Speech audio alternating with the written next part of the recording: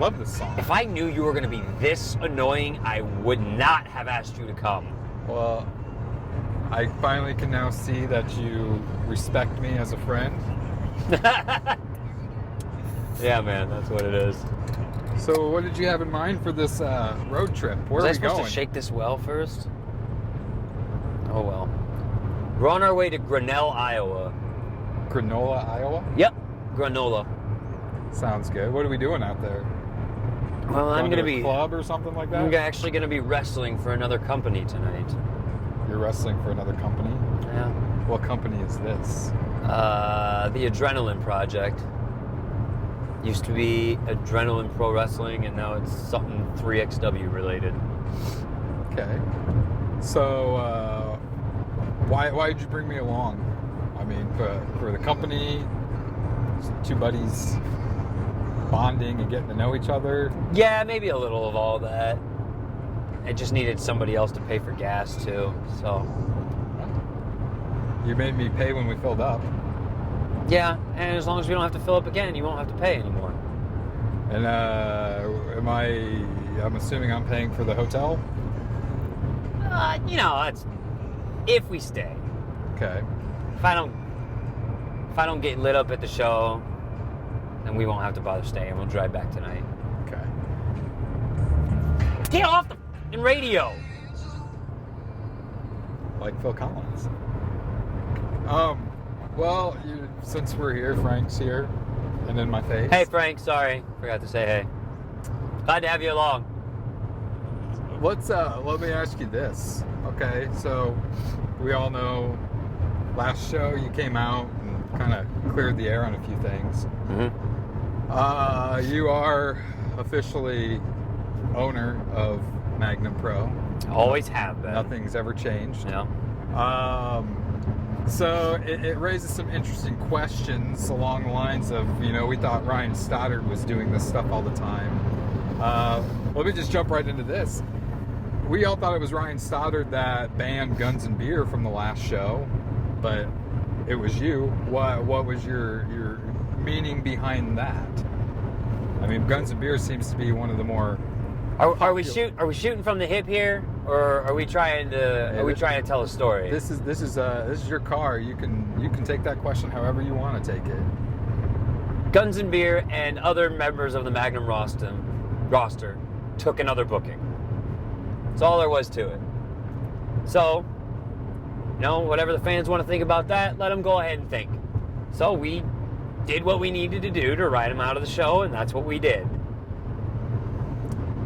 The storyline with Stevie Richards, you told he's a hard man to get a hold of, didn't commit to any dates or anything like that. Christ, yeah. What that you brought up in your promo in the ring that Devin Thomas made him look like a weak pussy, basically. So I'm assuming you have a little bit of respect for Devin Thomas. Absolutely. Devin Thomas wouldn't be champion if I didn't respect him, or if other guys in the locker room didn't respect him, and if he didn't have the skill that earned him that respect. So, that whole scenario made Devin look bad. That's why I publicly apologized for it. In no way, shape, or form did he bring that on himself. It was just something we tried to do. Like I said, we tried to do something different to entertain the fans, and it backfired, and that's whatever. Instead of hiding it and dragging it out and making things worse, just come clean. I think the fact that our fans at Magnum Pro are smart enough, and they understand that they're going to respect somebody coming out and telling them like it is, and that's exactly what I did.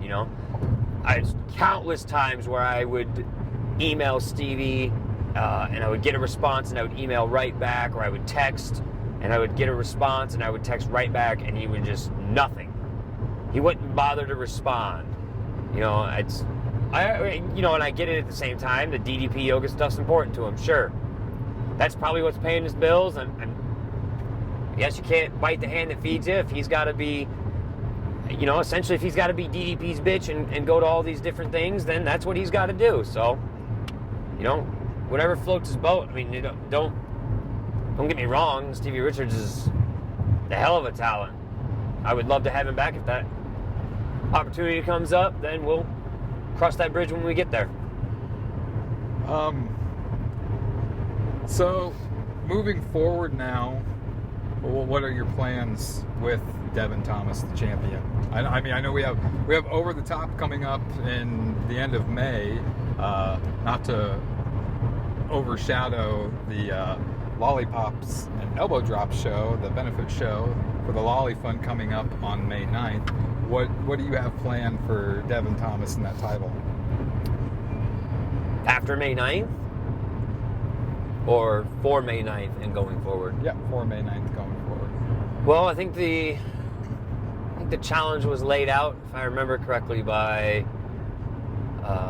the country, that they want to take on Devin, Red Wing, and Mikey. So I feel like that's something that the fans want to see, so that's what we're going to go with. Well, you bring up Mikey. Let's talk about the end of the Magnum Mania show. It ended with you laying out your supposed best friend, Mikey Danger, with the piggy bank when he was about to something catch. real simple. When we're in between those ropes and we're in that ring, it's business. I was wrestling Vic Victory, and Mikey lost. stuck his nose. Yeah, hey, I lost. Mikey stuck his nose where it didn't belong. He didn't need to be out there. I don't know why he came out there, but he did, and he got in the way, and Vic took advantage of it. I don't fault him for it. He wanted a contract, and he won. It's good for him. Like, Mikey stuck his nose where it didn't belong. He didn't need to be out there, and he got involved, and so, you know, I stuck my nose probably where it doesn't belong. Is this going to be an ongoing thing? Are you going to be there every time Mikey goes to cash that piggy bank in? Make sure it doesn't happen? I mean, what? No. Let me ask you this No, that's question. not my plan. What would a Magnum Pro Wrestling roster be with Mikey Danger as the champion, in your eyes? What would it be, or Yeah, what would people think? Well, both. Let's Devin Thomas is obviously a fighting champion. I mean, he's gone up against some of the best. It's arguably all of his matches are match of the year candidates. Mikey Danger, he doesn't seem to have that track record, so nothing against Mikey Danger, but he just doesn't have the experience and the talent like Devin Thomas has. Do you agree? There's one, I agree, actually. There's one thing Mikey Danger has that Devin Thomas is lacking, unfortunately, and that's charisma. Let's talk about your match with Vic Victory. Probably did not go down the way you expected it to. I know you and Vic have a friendship, probably not as good a friendship as we have. Don't ever touch me. Okay, noted. The end of that match, Mikey Danger got involved. Do you feel it was Mikey Danger's presence being ringside that cost you the match? Well, if that big dummy hadn't jumped up on the ring and distracted Mason, I wouldn't have had to have gotten down off the ropes. I could have finished what I started. But you didn't. Yeah. And now I didn't. Vic Victory's promised a full-time Magnum Pro contract. Now, what? That's right. When is that contract signing going to take place? That's what's going to start the show on May 9th. We're going to get Vic Victory out there, and we're going to get him signed and have him ready to go. So there's no hard feelings between you and Vic? No, not at all. Like I said, he took advantage of a situation. You know, I would have done it had the roles been reversed.